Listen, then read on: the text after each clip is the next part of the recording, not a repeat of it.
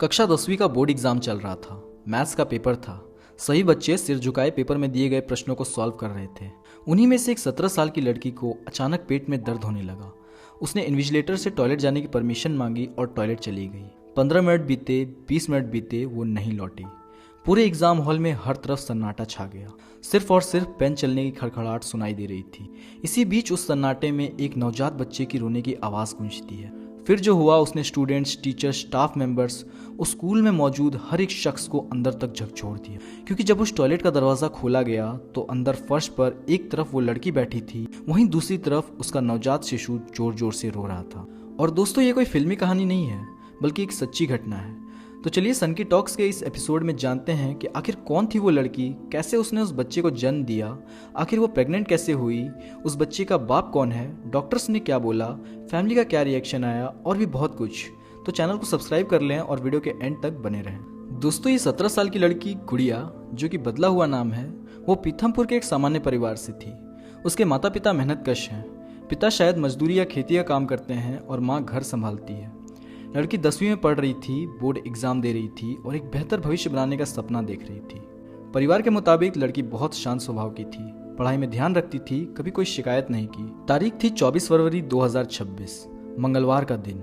मध्य प्रदेश के धार जिले में पीथमपुर में सेंट जॉन स्कूल्स में 10वीं की बोर्ड परीक्षा चल रही थी। मैथ्स सब्जेक्ट का पेपर था। सभी बच्चे अपने अपने पेपर सॉल्व कर रहे थे। 3 घंटे के एग्जाम में अब तक 2 घंटे बीत चुके थे। गुड़िया भी अपना पेपर लिख रही थी। तभी अचानक उसे अपने पेट में एक तेज दर्द महसूस हुआ।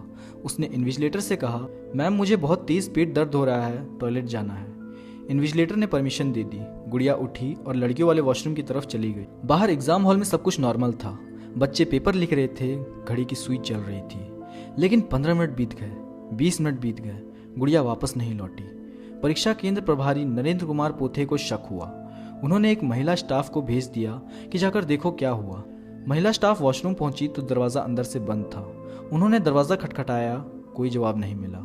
लेकिन अंदर से एक कमज़ोर, फूटती हुई नवजात बच्चे की रोने की आवाज़ आ रही थी। महिला स्टाफ घबरा गई। उन्होंने आवाज़ लगाई, दरवाज़ा खोलो बेटा, क्या हुआ। आखिरकार दरवाज़ा खुला। अंदर का नज़ारा देखकर सबके होश उड़ गए। फर्श पर खून और पानी फैला हुआ था। एक तरफ 17 साल की गुड़िया थकी हुई सदमे में बैठी हुई थी, वहीं दूसरी तरफ एक छोटा सा नवजात शिशु अभी अभी जन्मा जोर जोर से रो रहा था। नाभि नाल अभी भी जुड़ी हुई थी। स्कूल में हड़कंप मच गया। टीचर्स चीख पड़े, स्टूडेंट्स बाहर झांकने लगे, कुछ बच्चे तो रोने भी लगे। कोई फ़ोन उठाकर पुलिस और एम्बुलेंस को कॉल करने लगा। स्कूल मैनेजमेंट ने तुरंत 108 पर डायल कर एम्बुलेंस बुलाई और सेक्टर 1 पुलिस स्टेशन को सूचना दी। सब इंस्पेक्टर चांदनी सिंगार मौके पर पहुंची। गुड़िया और नवजात शिशु को एम्बुलेंस में डालकर पहले पीथमपुर के कम्युनिटी हेल्थ सेंटर ले जाया गया। वहां डॉक्टर्स ने प्राथमिक जांच की। बच्चा प्री मैच्योर था। प्रेगनेंसी करीब 34 हफ्ते यानी 8 महीने की थी। वजन लगभग 2 किलो था। हालत स्थिर थी, लेकिन न्यूबॉर्न केयर की ज़रूरत थी, इसलिए दोनों को धार जिला अस्पताल के special newborn care unit SNCU में रेफर कर दिया गया। वहां के डॉक्टर्स ने बताया कि माँ और बच्चा दोनों स्थिर हैं। प्री मैच्योर डिलीवरी में फेफड़े, दिमाग और अन्य अंग पूरी तरह से विकसित नहीं होते, इसलिए संक्रमण और सांस की तकलीफ का खतरा रहता है। लेकिन इस मामले में दोनों की हालत अच्छी है और वो मेडिकल निगरानी में है।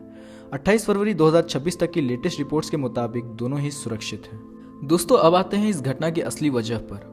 पुलिस ने तुरंत 0 FIR दर्ज की। क्योंकि लड़की नाबालिग थी, इसलिए पॉक्सो एक्ट की सारी धाराएं लगाई गई। बलात्कार और अन्य IPC धाराएं भी जोड़ी गई। मामला बेटमा थाने ट्रांसफर कर दिया गया, क्योंकि क्षेत्राधिकार वहां के थे। अतिरिक्त पुलिस अधीक्षक पारुल बेलापुरकर ने खुद मामले की निगरानी शुरू की। गुड़िया ने पुलिस को अपना पूरा बयान दिया। उसने रोते हुए बताया कि आज से करीब 2 साल पहले एक डांस प्रोग्राम में उसकी मुलाकात कान्हा बर्मन नाम के एक लड़के से हुई थी। वो बेटमा इलाके का रहने वाला था। शुरू में दोस्ती हुई, बातें हुई, फिर धीरे धीरे रिश्ता शारीरिक हो गया। पिछले 1 साल से दोनों के बीच शारीरिक संबंध चल रहे थे। कान्हा ने उसे धमकी दी कि अगर किसी को बताया तो जान से मार दूंगा या बदनाम कर दूंगा। न माँ बाप, न किसी दोस्त, न किसी रिश्तेदार को। जब प्रेग्नेंट हुई तो और भी ज्यादा डर लगने लगा। उसने ढीले कपड़े पहनकर सब छुपाए रखा। स्कूल जाती, पढ़ाई करती, परिवार को कुछ भी पता नहीं चलता। जब परिवार को इस बात की खबर लगी तो पूरा परिवार मानो सदमे में चला गया।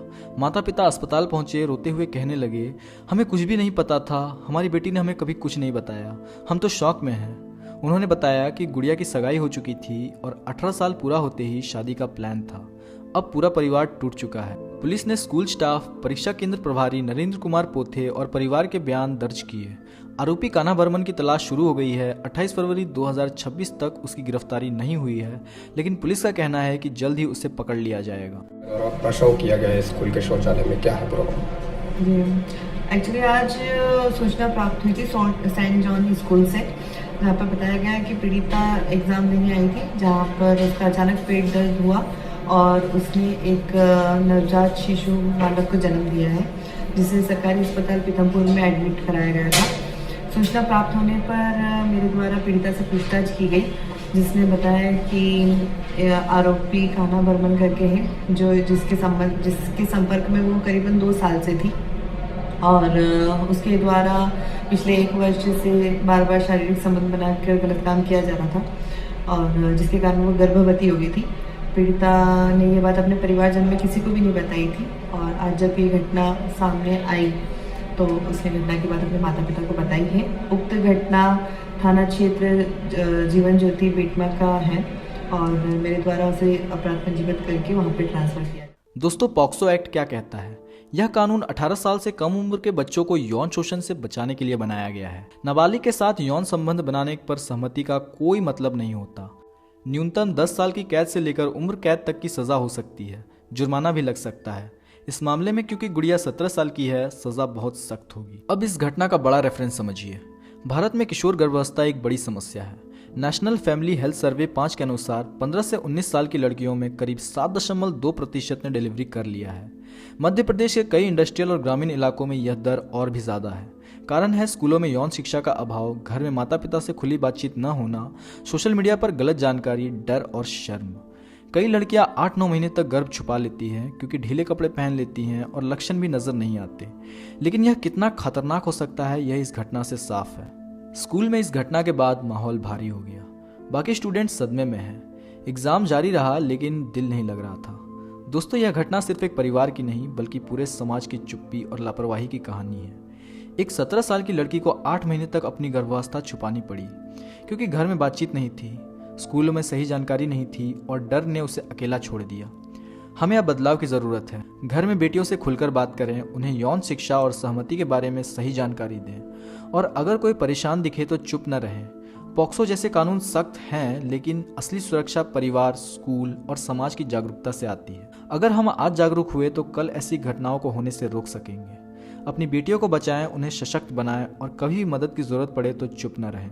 तो ये थे इस केस से रिलेटेड अब तक के अपडेट्स। अगर इन फ्यूचर इस केस से रिलेटेड और भी कोई अपडेट्स आते हैं तो हम उस पर वीडियो बनाकर अब तक जरूर पहुंचाएंगे। उसके लिए वीडियो को लाइक कर दें, चैनल सनकी टॉक्स को सब्सक्राइब कर लें और बेल आइकन दबाकर नोटिफिकेशन जरूर ऑन कर लें। मिलता हूं आपसे किसी नेक्स्ट वीडियो में, तब तक के लिए जय हिंद।